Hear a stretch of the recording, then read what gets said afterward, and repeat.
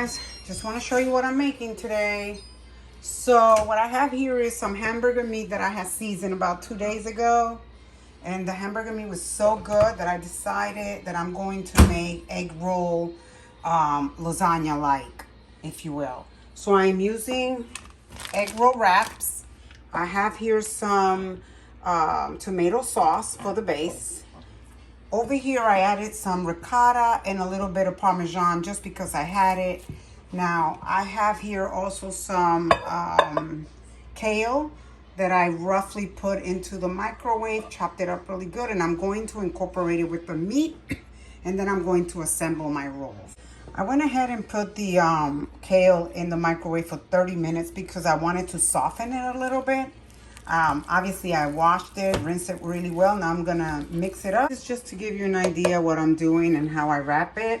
And I go ahead and kind of do this, wrap it up and place it here like so.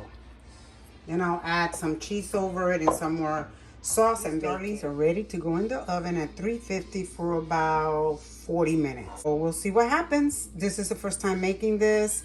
I just topped with some mozzarella cheese and some more sauce and a little bit of hot sauce. And that's all she wrote. Oh my, that looks divine. And I think everything is cooked, like the what do you call it? The egg noodles. We will see. Let me open one up. Okay, this looks like absolute goodness. The egg noodle is cooked. Let me just, oh yeah, it's cooked. I did leave it for 45 minutes. Like I said, I'm going to have a taste. But it looks amazing, you guys. Maybe I could have done it for maybe 40 or 35 minutes instead. But this is my first time making them. So I will let you know what I think about it. All right, let's have a taste. You guys.